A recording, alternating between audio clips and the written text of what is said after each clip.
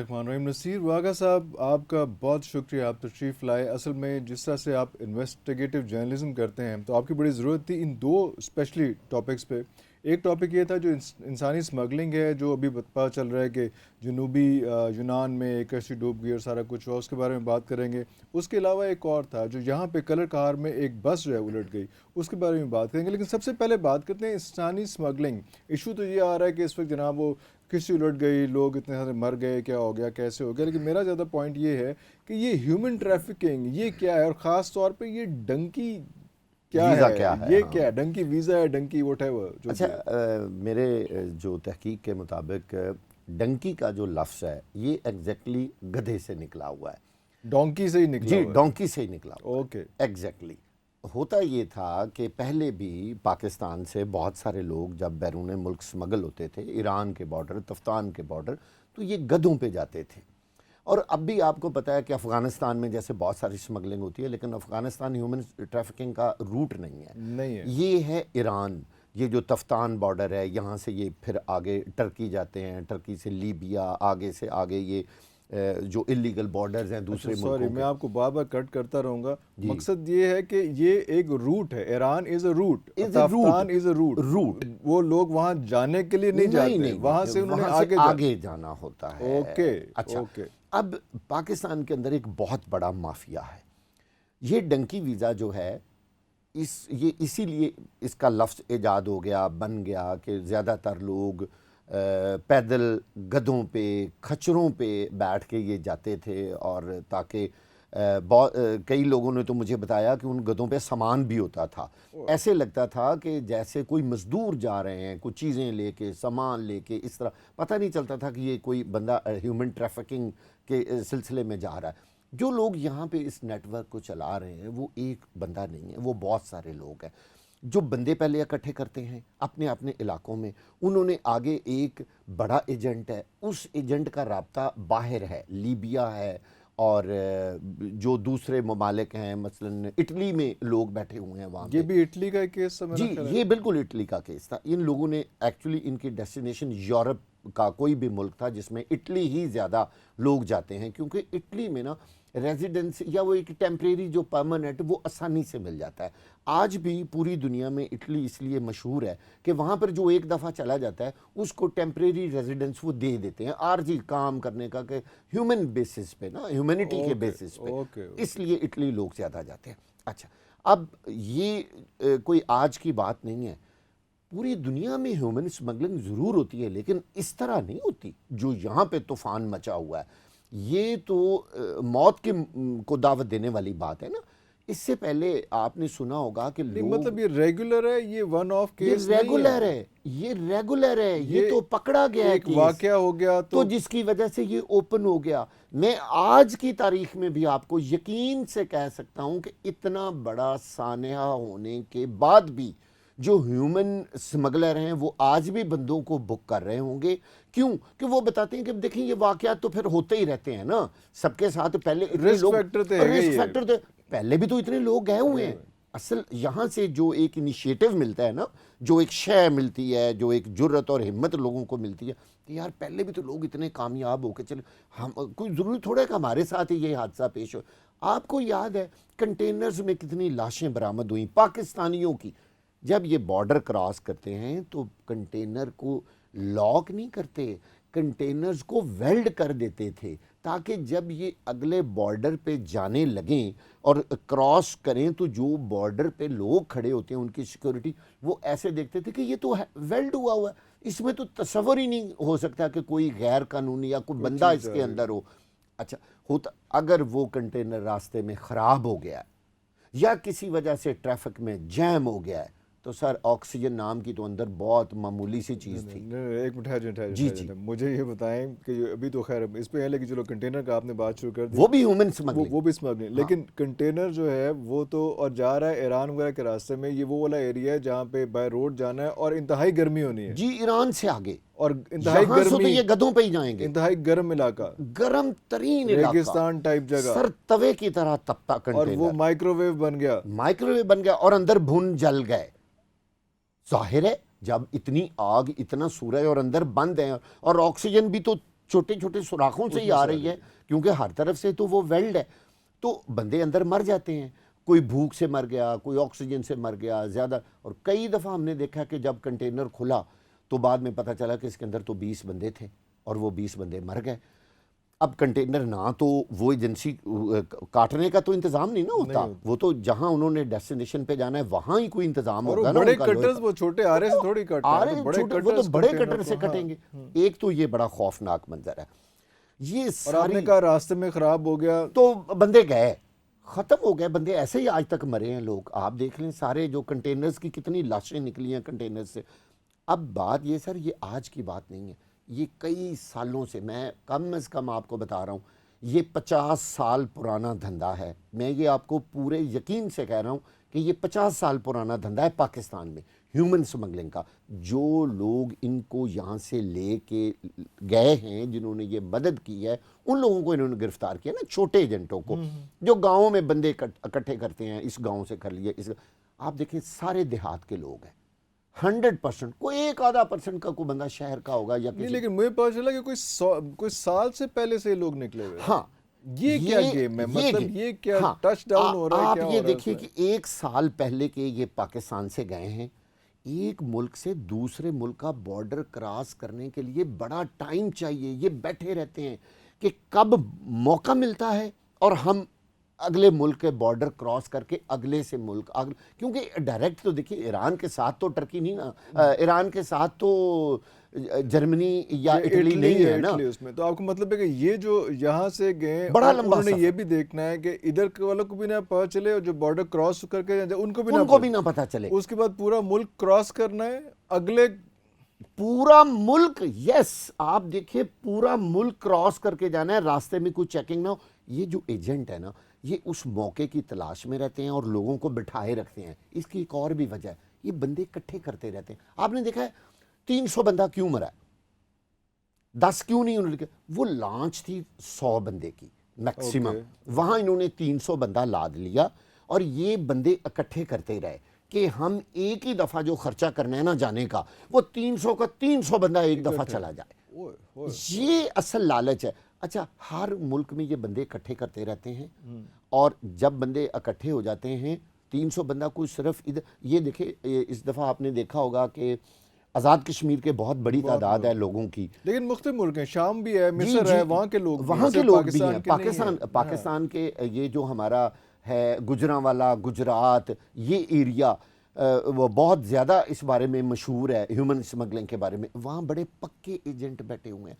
آپ اس سے اندازہ لگائیں، ایف آئی اے نے باقاعدہ گجرانوالا اور گجرات میں اینٹی ہیومن ٹریفکنگ سیل کا علیحدہ دفتر صرف اس لیے بنایا کہ یہاں سے ہیومن سمگلنگ بہت زیادہ ہوتی ہے. یہاں مسئلہ بڑا ہے، یہاں مسئلہ بڑا، ٹارگیٹڈ ایریا، ٹارگیٹڈ ایریا. جیسے کوئی بیماری ہوتی ہے نا کسی خاص ایریے میں، اور وہاں پہ ڈاکٹرز اور وہ سپرے وغیرہ کرتے ہیں جیسے ماہر زراعت، یہ بالکل وہ ہے. اب جو 14 گرفتار ہو گئے ہیں، تو یہ 14 جب یہ نیٹ ورک چل رہا تھا تو عرفان صاحب اس وقت گرفتار کرتے نا، وہ کہتے ہیں نا نپ دا ایول ان دا بڈ.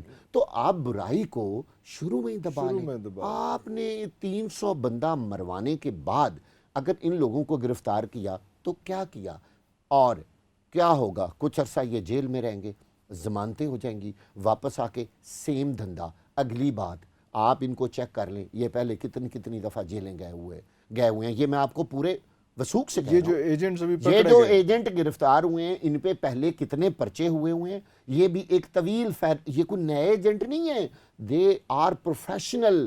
جو بندے 35 لاکھ روپیہ ایک بندہ دے کے گیا تھا، ان میں 35 لاکھ روپیہ ایک بندہ جو مرنے والا تھا، اس کے سکے بھائی نے بتایا ہمیں کہ جی 35 لاکھ بھی دیا ایجنٹ کو اور ہمارا بھائی بھی دنیا سے چلا گیا.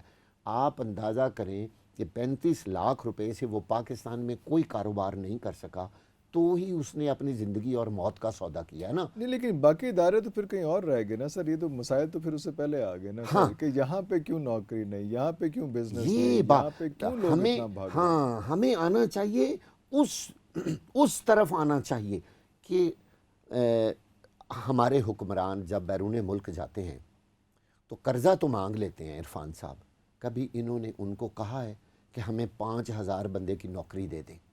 بھائی اوہ، وہ جو What a غیر point. ملکی سرمایہ ہے وہ What a تو point. تب آئے گا نا. یہ جو آپ کہتے ہیں ہمیں ریمیٹنس آئیں, ریمیٹنسز آ جائے. تو یہ ریمیٹنس آپ کی مین پاور لے کے آئے گی نا. جو حکمران امریکہ جائے, کینیڈا جائے, فرانس جائے, سوئٹزرلینڈ جائے, اٹلی جائے, پورے یورپ کا دورہ کرے, ان کو کہیں ہم آپ کو ایمانداری سے باقاعدہ میرٹ پہ مین پاور سپلائی کرتے ہیں, جیسے یہاں مین پاور سپلائی کرنے والی کئی کمپنیاں ہیں, ان کو کہیں کہ آپ 1,000 2,000 4,000 بندہ ہمارا لیگل رکھیں. کم از کم یہاں بے روزگاری تو کم ہونا. سر لوگ زندگی اور موت کا سودا تب کرتے ہیں جب ان کے پاس روزگار نہیں ہوتا. ایک بندے نے وہ 35 لاکھ کہاں سے لیا ہوگا؟ اس نے ماں بہن بیوی کا زیور بیچا ہوگا, زمین بیچی ہوگی. یہ میں بالکل فیکٹ بتا رہا ہوں.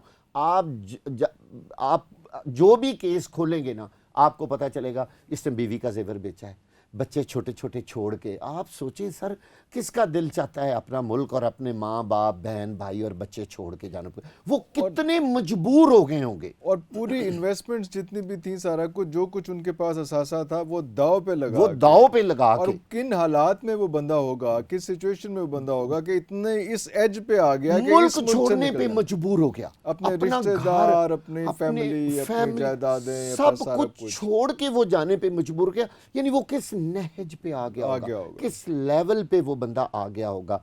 یہ بات تو حکومت کو سوچنے کی ہے نا. اب قومی اسمبلی میں تقریریں کر رہے ہیں نا کھڑے ہو کے, اس کا کیا فائدہ کہ جی یہ تو پہلے حکومت کی ذمہ داری تھی کہ اپنی عوام کے لیے روزگار کے مواقع فراہم کرتی. بھائی اگر آپ کی آبادی زیادہ ہے تو چائنا سے زیادہ تو نہیں نا. انہوں نے مینج کیا نا. ایک ایک گھر میں وہاں ہوم انڈسٹری لگی ہوئی ہے. لگی ہوئی. کوئی آئی سی بنا رہا ہے, کوئی اینک بنا رہا ہے, کوئی موبائل کا پتہ بنا رہا ہے. آپ اپنے لوگوں کو یوٹیلائز کریں, ان کو کوشش کریں کہ لوگوں کو روزگار ملے. لیکن یہاں وہ چکر نہیں ہے. آپ باہر جاتے ہیں قرضہ مانگاتے ہیں, کہتے ہیں یہ قرضہ دے دیں, لیکن قرضہ لینے کا کیا فائدہ, وہ تو واپس کرنا ہے. بھائی اپنی مین پاور کو وہاں انگیج کریں. آج تک کسی نے کہا ہے میں 5,000 بندے کی اسامی لے کے امریکہ سے آیا ہوں؟ کوئی ایک حکمران, میں کسی پولیٹیکل بات تو میں نے کرنی نہیں ہے سیاسی بات کرنی, کیونکہ یہ کام ہے لیکن سیاست یہ سوشل ایشو ہے, یہ سوشل ایشو ہے. یہ پولیٹیکل نہیں ہے. ہاں ہمارے سیاستدانوں کو کوئی بھی حکمران جائے وہ کہے ہمارا 1,000 بندہ ایڈجسٹ کر لو, سر وہ بھی خوش ہوں گے کہ دیکھو مانگا ہے اس نے, اپنی قوم کے لیے روزگار مانگ رہا ہے. جب وہ لاٹری اسکیم کے ذریعے لوگوں کو لے لیتے ہیں سارے ممالک, امریکہ, کینیڈا, یہ وہ ان کو, اچھا ان سب ملکوں کو لوگوں کی ضرورت ہے. آپ کینیڈا دیکھیں اتنا بڑا ملک ہے, اتنا بڑا ملک ہے کہ ان کو کروڑوں لوگوں کی ضرورت ہے اس کو آباد کرنے کے لیے. اچھا وہ ڈرتے کیوں ہیں؟ وہ ڈرتے اس لوگوں کو کیوں نہیں وہ کہتے ہیں کہ آ جاؤ. وہ فلٹر کر کے لوگوں کو لے کے جاتے ہیں, وہ چیک کرتے ہیں کہ بندہ کام کا ہو, کوئی ٹیکنیکل ہو, کوئی آئی ٹی لائبلٹی تو نہیں لینی, لائبلٹی ایسٹ کرنا ہے نا, ایسٹ. اب ہمارے ملک میں یہ جو ایم اے بی اے کی ڈگریاں دے دے کے لوگوں کو باہر نکالتے جا رہے ہیں, بابو بنا رہے ہیں, اور جب اس کے پاس ایم اے کی ڈگری ہوتی ہے آپ اس کو کہیں یار چھوٹا سا, وہ کہتے ہیں نہیں یہ تو مجھے آتا ہی نہیں ہے. تو آپ ان کو جب ٹیکنیکل کام سکھائیں گے تو بیرون ملک ان کی, اور یہ جو لوگ مر رہے ہیں دیکھیں 300 بندے کا ایک دن میں مر جانا, یہ کتنا بڑا سانحہ ہے. اور وہ کتنے دن کشتی سمندر کے اندر کھڑی رہی ہے, کیا ان کی صورتحال ہوگی, کیا انہوں نے سوچا ہوگا, کیسے موت ان کی آنکھوں کے سامنے آئی ہے. اور اس واقعے کے بارے میں آپ کو بتاؤں کہ جب یہ کشتی وہاں کھڑی تھی تو ایک شپ آیا. شفاق صاحب ایک چھوٹا سا بریک لیتے ہیں, بریک کے بعد یہیں سے دوبارہ شروع کرتے ہیں.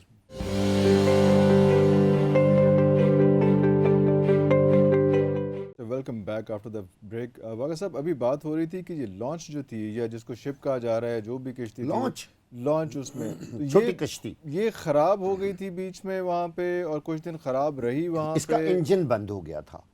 واو, اس کا انجن بند ہو گیا. یہ کوشش کرتے رہے کہ انجن کسی طرح سٹارٹ ہو جائے. آپ دیکھیے کہ 100 والی کشتی میں جب 300 بندہ بیٹھا ہوگا اور جس کے ارد گرد سے اتنے بڑے بڑے شپ گزر رہے ہوں, تو وہ جو پانی کی لہریں ہیں وہ کیا اس وقت صورتحال پیدا کر رہی ہوں گی اس کشتی کے ساتھ. ایک شپ آیا اس کشتی کے قریب, انہوں نے ان کو پانی اور کچھ بسکٹس دیے اور ان کو کہا کہ ہم آپ کو ریسکیو کر سکتے ہیں. لیکن ان لوگوں نے ریسکیو سے انکار انکار کر انہوں نے کہا جی ہم نے ریسکیو نہیں کر. اب بلا کیوں؟ واپس جاتے تو پکڑے جاتے, آگے تو وہ لے کے نہیں نہ جا سکتے تھے, ریسکیو تو ان کو واپس ہی لے کے جانا تھا نا. واپس جا انہوں نے کہا جی ہم ٹو کر دیں, ہم ان کو واپس لے جاتے. انہوں نے کہا جی سوری ہمیں نہیں چاہیے. نہیں تو لیگل تو وہ اب انہوں نے نہ انہوں نے قبول کرنا تھا نہ اگلوں نے قبول کرنا تھا, وہ تو پھر اسی اگر لیے کسی وہ سے اس میں- انہوں نے کہا جی ہم تو جن سمگلرز کے ساتھ ہیں, ان اصل میں جو لے کے جا رہے تھے انہوں نے انکار کیا نا کہ ہمیں ریسکیو کی ضرورت نہیں ہے, آپ رہنے دیں, آپ کی مہربانی, ہم کر لیں گے کچھ نہ ہم کر لیں گے, ہمارا بندوبست تو ہو جائے گا. نہ انجن چلا, وقت بہت زیادہ گزر گیا, ہاں اور اس دوران کتنے شپ گزرے. اب وہ کشتی کتنا عرصہ اس طرح ہچکولے کھاتی رہی, آخر یہ ہوا کہ وہ کشتی امبیلنس ہوئی اور وہ الٹ گئی, اور کچھ لوگ بچ گئے اس میں سے, اور اس کے اندر کوئی لائف جیکٹ نہیں تھی. مجھے لوگوں نے بتایا ہے جو وہاں کچھ لوگ بچے ہیں, انہوں نے کہا جی چند ایک لائف جیکٹس تھیں اس کے اندر, لیکن 300 لائف جیکٹ نہیں تھی. آپ کہہ رہے ہیں کہ وہ تھی 100 کی کیپیسٹی کی, وہ تھی ایک تو ویسے 100 کی کیپیسٹی کی ہے تو اس کا انجن اتنا ہی ہوگا نہیں کہ 300 وہ بندوں 300 بندوں کو لے گئے. یہی تو وجہ تھی. یس, اور یہی وہ وجہ اڑ تھی. گیا انجن بیچ وہ میں انجن اڑ گیا, وہ کشتی چل ہی نہیں سکی. وہ اور پھر وہ کنارے کے قریب نہیں, وہ کافی دور جا کے بند ہوئی, سینٹر میں کہیں پہ سینٹر میں کہیں بند ہوئی, جہاں سے نہ وہ آگے جا سکتی تھی نہ پیچھے جا سکتی تھی. لہٰذا اتنی قیمتی جانیں, میں ہم اس لیے کہیں گے کہ ان میں بہت بڑی تعداد پاکستانیوں کی تھی. اب یوم سوگ منایا جا رہا ہے حکومت کی طرف سے. بھائی اس یوم سوگ کا کیا فائدہ ہے جب آپ نے 300 بندہ مروا کے تو یوم سوگ منانا ہے؟ اب خیال آیا, اب آپ کو خیال آیا, آپ اپنے ملک اور قوم کے لیے یہ تو سوچیں کہ یہ سچویشن آتی کیوں ہے, نوبت کیوں پہنچی یہاں یہ تک, نوبت کیوں پہنچی, اور ہم کہاں کمزور ہیں. کیا ہم 75 76 75 76 سال سے ہم اپنے لوگوں کو یہاں اتنا سا روزگار نہیں دے سکے کہ یار وہ اپنی باعزت زندگی اپنے بچوں کے ساتھ اپنے دیکھیں, ماں باپ کو چھوڑنے کا کسی کو دل نہیں چاہتا, کسی کا دل نہیں, بالکل ایسے. بیوی بچے کون چھوڑتا ہے سر, سوال ہی نہیں پیدا ہو سکتا.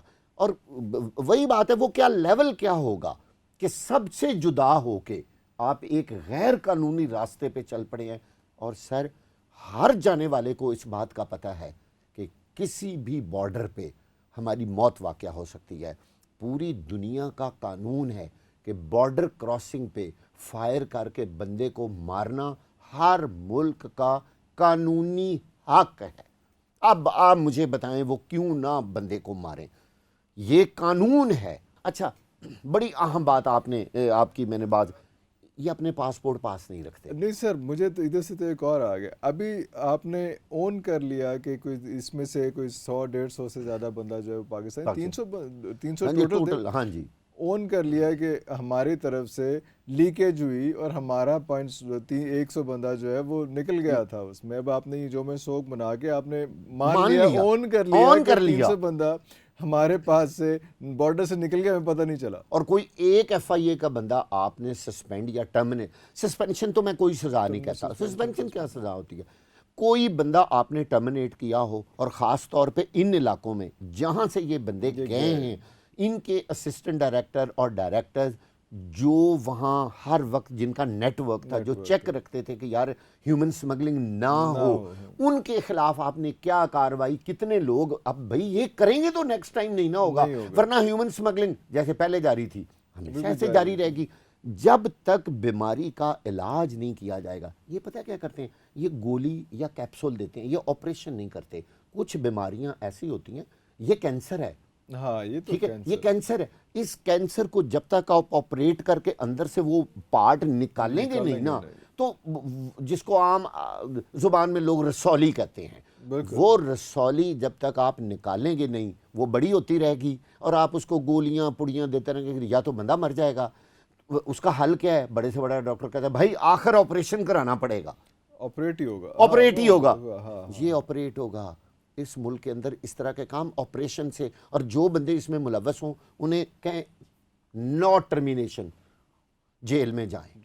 سر جب یہ خوف ہوگا نا ہر ملازم جو گورنمنٹ کا, جو اس کا ذمہ دار ہے کہ میں نے نہ تو سسپینڈ ہونا ہے, میں نے ٹرمینیٹ بھی ہونا ہے, میری ساری زندگی کی جو مجھے پینشن ملنی تھی, وہ میری گریجوٹی سب زیرو. آپ اس کو لگائیں ہتھ کڑی اور اس کو بھیجیں جیل میں, اور اسے کہیں 5 6 سال آپ جیل میں رہیں. سر کون ہیومن سمگلنگ کرے گا؟ مجھے یہ بتائیں کہ ہیومن ٹریفکنگ پہ آپ کہہ رہے ہیں، تھوڑی دیر پہلے آپ نے جو بات کی بریک سے پہلے، وہ بات یہ تھی کہ جناب یہ لوگ پہلے بھی پکڑے گئے ہیں اور اس کے بعد یہ نکل آئے ہیں دوبارہ ضمانتوں پہ اور دوبارہ پکڑے گئے ہیں کئی کئی دفعہ. اس کا مطلب ہے کہ قانون میں اتنا جھول ہے، اتنا سکم ہے، اتنا سافٹ ہے کہ وہ ان کو ضمانتیں دے دیتا ہے. کیا آپ وہ کیا کہنے؟ دیکھیں ہمارا لا ایسا ہے نا کہ ان کو ضمانت مل جاتی ہے. ہیومن ٹریفکر کو کیسے آپ ضمانت مل دیکھ لیں سکتی ہے؟ آپ قانون پڑھ لیں. دیکھیں یہاں 302 کی بھی ضمانت، یہ جو ضمانت ہے نا، یہ پاکستان کی انصاف کی کے نظام کا سب سے بڑا، میں چاہوں گا کہنا کہ یہی ناصور ہے کہ آپ کو ضمانت مل جاتی ہے. ضمانت کے بعد بندہ آزاد ہو جاتا ہے نا. ضمانت میں کیا ہوتا، کچھ بھی نہیں ہوتا، آزاد ہو گیا، بات ختم. میں نے جی یہ میں بس پیشیاں بھگتتا رہوں گا. اب وہ کیس لگا ہوا ہے، کیس لگا ہوا ہے، بات ختم. کب سزا ہونی ہے، 20 سال 25 سال، جج بدل گئے، فلانا بدل گیا. یہ ضمانت ہی تو برباد کرتی ہے. اگر ان کی ضمانت نہ ہو اور پکا کیس بنا کے ان کو ٹرمینیشن کر کے ان کے 5 سال ان کو. ایک اور آپ کو مزے کی بات بتا، یہ جو باہر جاتے ہیں خود، یعنی جو باہر جانے والے لوگ ہیں، ایک تو ایف آئی والے نا، آپ حیران ہوں گے ان میں سے کئی لوگ ایسے ہیں جو ایک دفعہ جا کے ناکام ہو کے واپس ہو کے پھر دوسری تیسری دفعہ چانس لے رہے ہیں. یہ جو مرے ہیں یہ 2 دفعہ واپس کئی دفعہ آئے ہیں، اور ایسے کئی لوگ ہیں وہ ٹرائی کیا نہیں ہوا نا، 6 مہینے گزر گئے، بیٹھے ہیں وہاں ایک ایک کمرے میں. 30 لوگ ہیں، ویڈیو دیکھیں، برے حال ہیں ان کے، انتظار میں ہیں. وہ بندے اکٹھے ہو گئے، ایجنٹ نے کہا ہاں بس آج رات چل. اور یہ ہمیشہ رات کا سفر ہوتا ہے، یہ کشتی کا سارا سفر رات کا سفر تھا. رات کو چھپے، منیمم ویزیبلٹی ہے، منیمم ویزیبلٹی. اگر کنٹینر میں ڈالنا ہے رات کو، جو بھی اسمگلنگ رات کو کرنی ہے، آؤ جی سارے اکٹھے، بس بیٹھو، چلو جی نکلیں اور بارڈر کراس کریں. تو یہ اصل مسئلہ یہ ہے کہ وہ جو وہاں ایجنٹ بیٹھے ہوئے ہیں نا، وہ ان کو کئی روز تک. ایک اور ہم نے بڑا سکینڈل سنا، ان لوگوں کو انہوں نے بلیک میل کرنا شروع کر دیا، گھر والوں سے پیسے منگواتے ہیں. یہ بھی بڑے لوگوں کو پتا ہے. تو پیسے لے لیے، اس کے بعد یرغمال بنا لیا. ہاں ان کو کہا اگر اگلے بارڈر پہ جانا ہے تو 5 لاکھ روپیہ پاکستان میں فلاں بندے کے دو. وہاں تو پیسے جا نہیں سکتے. سر مجھے یہ بتائیں، وہ جس کو پیسے یہاں 5 لاکھ ملتے ہیں، کیا وہ گرفتار نہیں ہو سکتا؟ ٹریس نہیں ہو سکتا. 1 منٹ کی بات ہے. اس کے گھر والوں نے جس کو 5 لاکھ دینا ہے، یہ وہی بات ہے نا، اغوا کے پیسے جو بندہ لیتا ہے وہ اصل مجرم تو وہ ہے نا، اس کو پکڑ لیں تو مغوی بھی برآمد ہو جائے گا. یہ کام نہیں کرنا ہم نے نا. یہاں ہی تو سکم ہے. پورے نظام کے اندر اتنی خرابیاں ہیں عرفان صاحب کہ ہم کہاں کون سے سوراخ کو ہم پلگ کرتے رہیں گے. سوراخ ہی پوری ہماری زندگی اور ملک کی کشتی کے اندر سوراخ ہی سوراخ ہیں، اور ہم نے کوئی ٹھیک کام نہیں کیا ہوا. اچھا، اسی طرح سے جیسا بھی یہ بات ہوئی ہیومن اسمگلنگ کی، ہیومن ٹریفکنگ کی بات ہوئی، ڈنکی ویزا اور سارا بات ہوئی، یہ اس پہ میرا خیال ہے مزید بھی بڑا کوئی ڈسکس کیا جا سکتا ہے، پوائنٹ بائی پوائنٹ بھی ڈسکس ہو سکتا ہے. لیکن ایک اور مسئلہ جو انہی دنوں میں آیا، اس میں وہ جو کلر کہار پہ ایک بس بہت افسوسناک واقعہ. وہ بس جو ہے، کیونکہ کلر کا اسلام آباد لاہور، اسلام آباد بہت ہم سب کا آنا جانا ہے اس میں، تو وہ جو ایک مسئلہ ہے کہ وہ بس چڑھائی کی طرف تھی، وہ اتران کی طرف ہوتی، وہ واپس آ رہی ہوتی اسلام آباد سے لاہور کی طرف آ رہی ہوتی، تو کلر کہار ضرورت ہوتی. چلو پتہ چلتا کہ یار یہاں پہ مسئلہ ہو گیا، بریک فیل ہو گئی، ٹھیک ہو گیا. وہ تو بس چڑھ رہی تھی، اور جس طرح کا ویڈیوز وہاں پہ سامنے آئی ہیں، ویڈیو تو اتنی سپیڈ میں بس، یہ کیا کہانی؟ اس کی کوئی بریک خراب نہیں ہوئی عرفان صاحب. میں آپ کو بتا دوں، یہ صرف اور صرف 2 وجوہات بتا کرنا اپنی ذمہ داری سر سے اتارنے والی بات ہے. نہ تو اس کی بریک، ہاں over speeding. Only there was one reason, and that was over speeding. وہ بس اتنی تیزی سے وہاں اس نے ٹرن لیا کہ وہ اس کے ہو گئی آؤٹ آف کنٹرول، اور اس نے ڈیوائیڈر کو کراس کیا اور الٹی، اور آگے وہ ایک اور گاڑی کو بھی اس نے برباد کر دیا، اپوزٹ سائیڈ کی گاڑی پہ. ساری دنیا نے وہ ویڈیو دیکھی. اب یہ کوئی پہلا واقعہ ہے؟ آپ بتائیں. بچوں کی جو بس، کوئی ایک اب ہمیں روٹ کو ہم تو برائی کی جڑ کو ہم لوگ کیوں نہیں پکڑتے؟ اب اس میں برائی کی جڑ کون سی ہے؟ اس وہ کی ڈرائیور ہے یا وہ فٹنس سرٹیفکیٹ ہے یا فٹنس. جب تک پاکستان کے اندر چلنے والی خاص طور پر کمرشل گاڑیاں، بس اور ٹرک، یقین کریں چلتی پھرتی موت ہیں. آپ اچھا اگر وہ خود نہیں الٹیں گے تو دوسرے کو مار کسی دیں پہ گے، کسی پہ گاڑیوں کو کچل اٹھا دیں گے. دیں گے. روز آپ دیکھ رہے ہیں ڈمپر کے نیچے، اب میں نیچے لوگ روز اخبار دیکھتا اخبار میں، ہاں ہوں، ڈمپر کے نیچے میاں بیوی بچوں سمیت بچوں سمیت 5 مر گئے، مر گئے. کٹھے ہی ڈمپر نے ہاں. کچل دیے. بات یہ ہے سر، جب تک قانون ضابطے کے مطابق ان گاڑیوں کی فٹنس نہیں ہوگی، یہ بڑا ہی اہم پوائنٹ ہے کہ یہ گاڑی چلنے کے قابل ہے، وہ فٹنس سرٹیفکیٹ ہر 1 مہینے بعد ہونا چاہیے، ہر ایک. اور فٹنس سرٹیفکیٹ ہوتا ہے؟ جی میں تو آپ بالکل سے ہوتا سن رہا ہے، ہوں کہ فٹنس سرٹیفکیٹ بھی جی ہوتا ہے. بالکل ہوتا ہے. جاری کرنے والی کمپنیاں آپ دیکھیں پیسے لے کے گاڑی تو انہوں نے کبھی آج تک چیک ہی نہیں کی کہ گاڑی کہاں ہے. وہ کہتے ہیں چھوڑیں پیسے دیں، فٹنس سرٹیفکیٹ گاڑی تو روڈ پہ کہیں گاڑی پتہ تو نہیں روڈ پہ کہاں، کہیں انہوں نے کدھر کبھی کدھر گاڑی کدھر دکھائی ہے ان کو. سر اس ملک کے اندر رینڈم فٹنس چیک اپ ہونا چاہیے گاڑیوں کا موٹر وے پہ. میں آپ کو ویٹ بتاؤں والا تو انہوں نے ہر جگہ لگائے ہوئے ہیں، ویٹ جی چیک کرنے ویٹ والے. تو ان کا اپنا فائدہ ہے نا، وہ تو انہوں نے پیسے جو لینے ہوتے ہیں موٹر وے والوں نے. اچھا موٹر وے پیسے ویٹ کے مطابق لیتا ہے، جتنا ویٹ زیادہ ہوگا اتنے چارجز اچھا زیادہ چارجز زیادہ ہیں. یس. ٹھیک اس وجہ سے آپ دیکھیں انسانوں کی زندگی کا تو ان کے نزدیک کوئی کوئی اہمیت ہی مسئلہ نہیں ہے.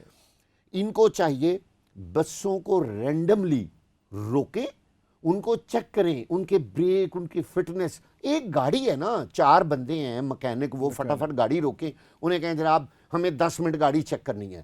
سر کوئی ڈرائیور وہاں انفٹ گاڑی نہیں لے کے جائے گا اور اسی وقت گاڑی وہ بند کر دیں گے. گاڑی ایک طرف کھڑی کریں گے، ان کو کہیں گے ان سب لوگوں کو نہ پہنچانے کا انتظام کرو، آپ کی گاڑی انفٹ ہے.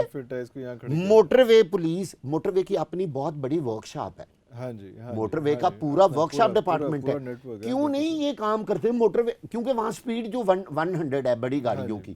تو جب اتنا کچھ انہوں نے کیا ہے، اربوں روپے کما رہے، تو سر وہاں پہ ایک mobile workshop, mobile fitness workshop اس کا نام رکھیں.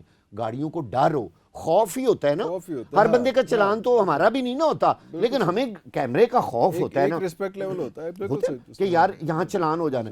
اگر یہ گاڑیوں کا موبائل فٹنس ورک شاپ وہاں ایک گاڑی بنا لیں، کہیں جی ہم کسی بھی بس کو چیک کر لیں گے، اور اگر اس کو پتا ہو کہ جرمانہ بھی 50,000 ہونا ہے، اور بھائی گاڑی بھی اسی وقت بند، آگے فٹ کراؤ گے، چلاؤ گے، اور تمام سواریوں کو اسلام آباد پہنچاؤ، جس طرح مرضی گاڑیاں لے کے دو، نئی بس لے کے آؤ. سر کون کرے گا؟ وہ کہیں گے بھائی گاڑی 100% فٹ رکھیں گے تو موٹر وے پہ جائیں گے. باقی ونس ان بلو مون اگر کوئی اللہ کی طرف سے کبھی کوئی حادثہ ہو جاتا ہے، وہ تو پھر جہازوں کے ساتھ بھی ہو جاتا ہے، مگر نیگلیجنس کم از کم ہمارے انتظامات تو پورے ہوں نا. ہم نے گاڑیوں کی فٹنس والا کام ہی بند کر دیا، اور گاڑی کی لائف ہی کو نہیں پاکستان کے اندر. کیسی عجیب بات ہے. آپ 1947 سے لے کے آپ جنگ عظیم دوم کی بس چلاتے رہیں، کوئی نہیں پوچھے گا، آپ کو کوئی نہیں پوچھے گا کہ اس گاڑی کی کتنی لائف تھی، کیا یہ چلنے کے قابل رہی ہے، اس کا لوہا اتنا مضبوط ہے کہ تم نے اس میں 200 بندہ بٹھایا ہوا ہے. کوئی پاکستان کے اندر اگر کوئی ادارہ ہے تو کوئی، یہ حقیقت میں تو یہ فٹنس والا ہی ادارہ ہے نا، اسی کے انڈر آتا ہے نا.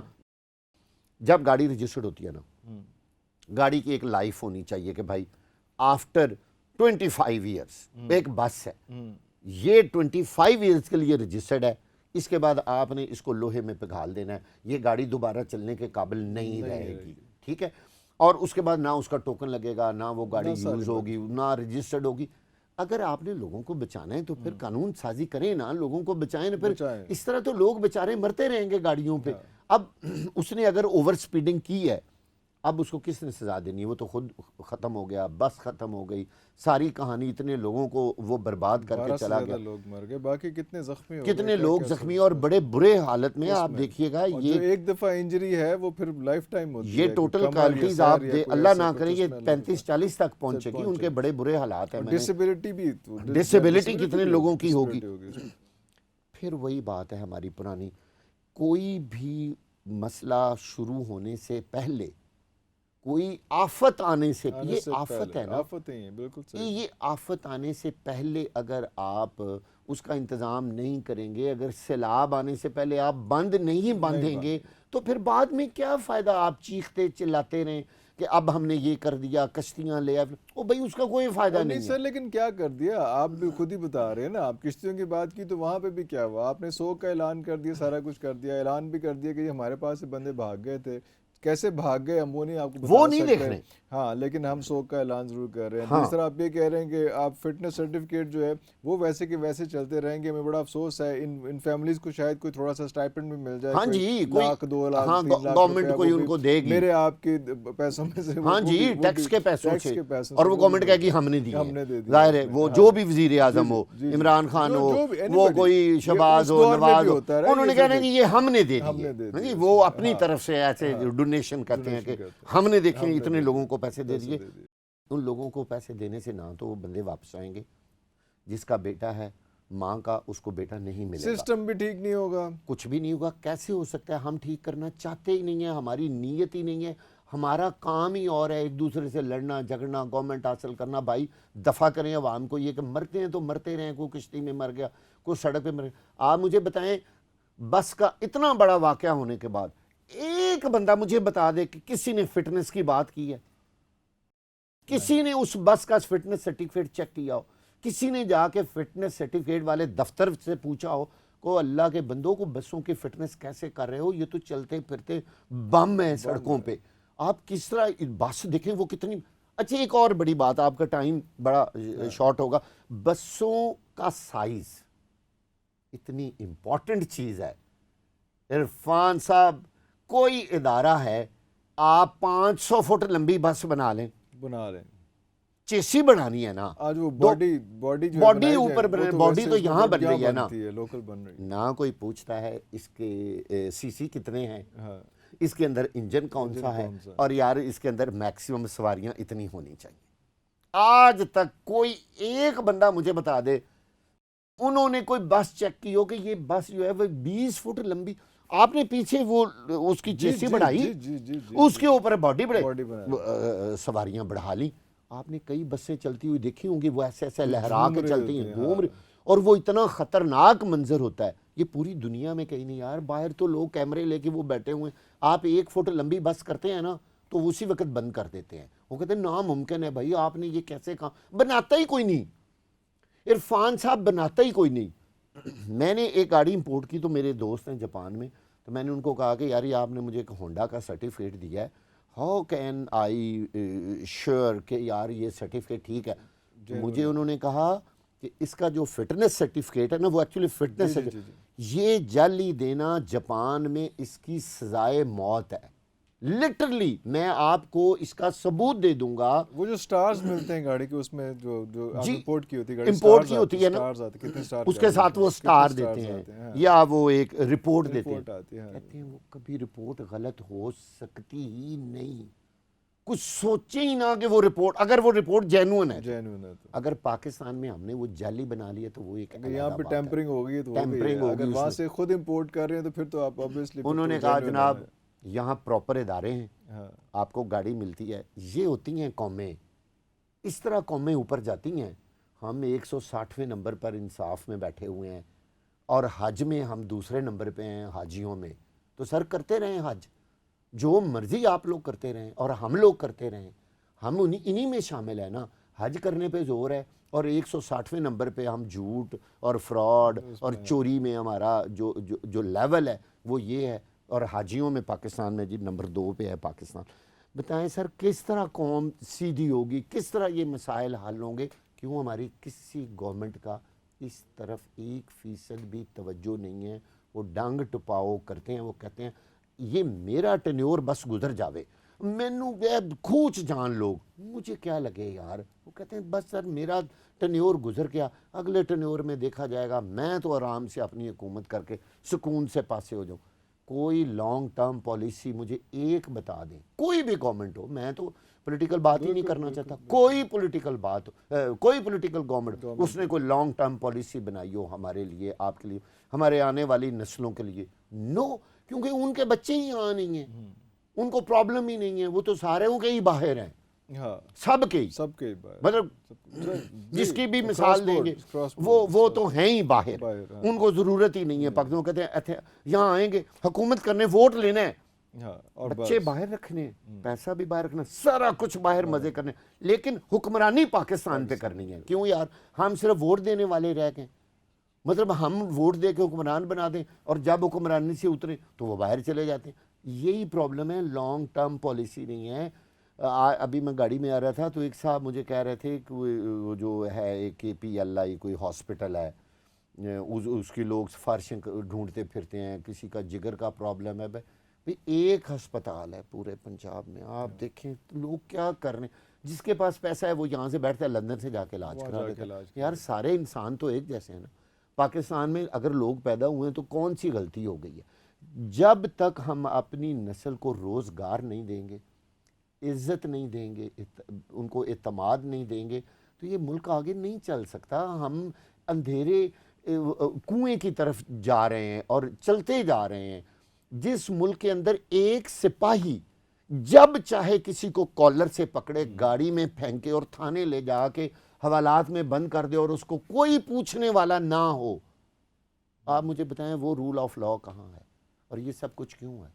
یہ سب کچھ حکمرانوں نے اپنے لیے بنایا ہوا. جی واقعہ صاحب بہت شکریہ آپ کا، اور بڑی مزے کی، بڑی آئی اوپننگ باتیں کی. اس میں مزے کی تو نہیں کہنا چاہیے، لیکن بہت مزہ آیا اس سب باتیں سننے کا، کہ کوئی بندہ اتنا درد اور اتنی سوچ بھی رکھتا ہے. اور ویورز آپ کے لیے بھی جو ہماری کیمپین آج کل چل رہی ہے، وہ یہی کیمپین ہے کہ کچھ سوچا آپ نے، اگر نہیں سوچا تو بھی ضرور سوچیں. ہم پھر آئیں گے، تب تک کے لیے پاکستان زندہ باد.